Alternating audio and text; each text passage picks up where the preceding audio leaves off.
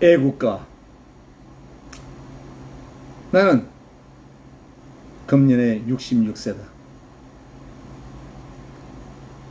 이렇게 살아오는 동안 애국가 반주가 울려나오면 마음을 가다듬고 동해물과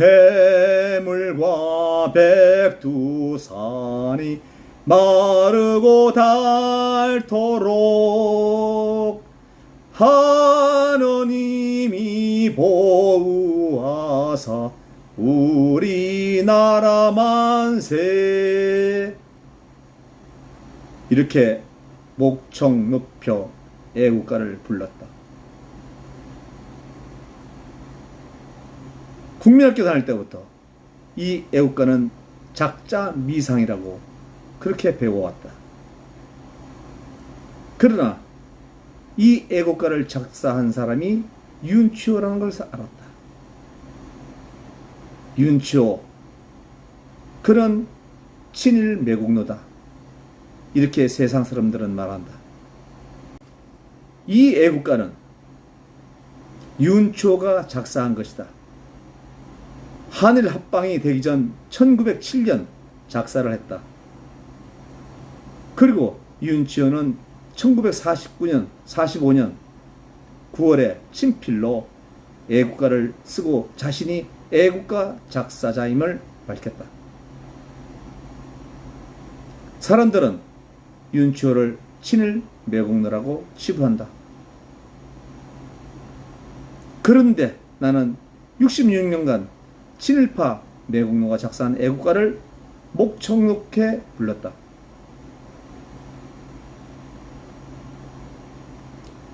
그렇게 목청 높게 애국가를 불렀어도 나는 전혀 부끄럽지 않다. 친일파가 만든 작사한 애국가를 불렀다고 해서 부끄러움을 가지지 않는다. 왜냐하면 친일파의 마음속에도 나라를 사랑하는 마음은 있었다. 그것을 알기 때문이다. 윤치호는 친일 매국노로 치부되었지만은 청년 시절에 독립협회에서 일했다. 그리고 교육자로서 활동을 했고 계몽운동에 앞장선 사상가다. 1941년 나라를 빼앗긴 지 31년 되는 해에 윤치호 나이는 76세다. 한국시민으로서의 충성과 협력에 대한 결의문을 낭독하고 조선 임전 보국단의 고문으로 일제히 직병에 협력할 것을 권유하는 친일 행각을 하였다. 4년간 친일파로서 활동을 한 것이다. 31년 동안 국민들을 계몽운동으로 무지에서 벗어나게 만들고 독립을 할 수 있다는 생각으로 활동했던 그가 76세의 나이에 국제정세를 어떻게 보았을까? 1941년 일본은 미국에 선전포고를 하고 태평양 전쟁을 일으켰다. 일본이 미국에 선전포고를 하면서 제2차 세계대전에 뛰어든 것이다. 아시아 국가 중에서 유일하게 서방 국가에 전쟁을 선포한 나라가 일본이다. 76년간을 살아온 윤치호가 조선의 독립을 간절히 원해서 국민 계몽운동에 앞장섰던 윤치호가 당시의 국제 정세에 친일로 돌아설 수밖에 없었고 일본이 패망할 때까지 4년간 친일 행각을 한다. 이 때문에 이 4년간의 친일 행각 때문에 윤치호는 친일 매국노로 낙인이 찍혔다. 이 윤치호가 애국가를 작사했다. 나는 윤치호를 이렇게 생각한다. 내가 그 당시에 살았던 나도 지성이었다면 나도 윤치호처럼 되지 않았을까? 청춘을 다 바쳐 국민의 계몽운동에 앞장섰던 이유가 조선 독립을 위해서였다. 그런데 76세의 나이에 이미 고령으로서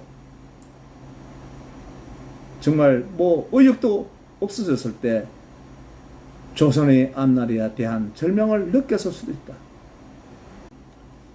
일제의 압박에 굴복하여 죽어도 아까울 수 없는 76세 나이에 늙은 목숨을 부지하기 위해서 그렇게 일제에 협조했는가? 나는 이렇게 본다. 그게 아니다.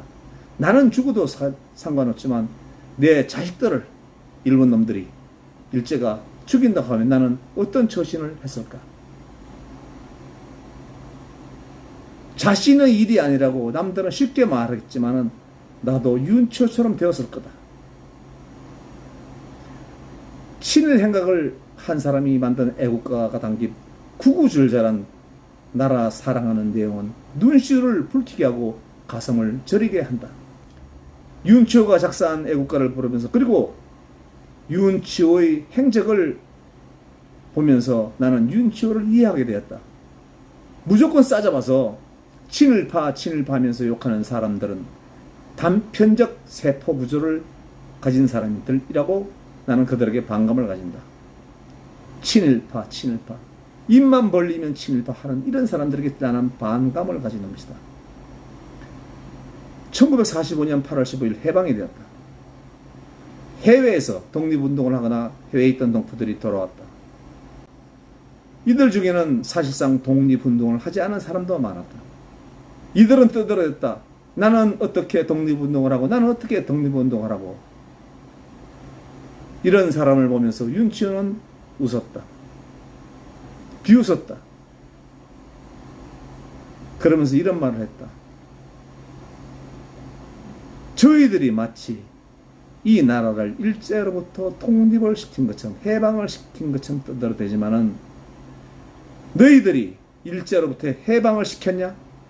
독립을 시켰냐? 라고 그들을 비판했다. 윤치호가 이 말을 했다는 것을 그런 내용을 보고 분명히 정리를 하였다. 한반도는 일제로부터 해방이 독립운동을 했다는 사람이 해방시킨 것이 아니다. 우리 스스로 일제로부터 해방시킨 것이 아니다. 분명한 것은 국제 정세가 변화해야만 한반도의 상황도 변한다. 이것이 분명한 것이다. 나는 그렇게 정리를 했다. 현실적으로 남북 통일 또한 남북한이 스스로 자주적으로 통일을 할 수는 없는 것이다. 한반도에서 이익을 꾀하는 주변 국가들이 자주 통일을 하게 그냥 그대로 두질 않는다. 시간이 더 흘러서 국제 정세가 변수가 생길 때 통일은 오는 것이다. 그래서 남북한 통일 운운하는 것은 남한이나 북한이나 그런 놈들은 전부 사기꾼 놈들이다 라는 생각을 가진다. 나는 국제 정세가 변하는 그날을 기다리는 것이지 사기꾼들의 말을 듣기를 원하지 않는다. 그런데 이 나라는 사기꾼들로 넘쳐나는 것이다. 아무런 대책도 없이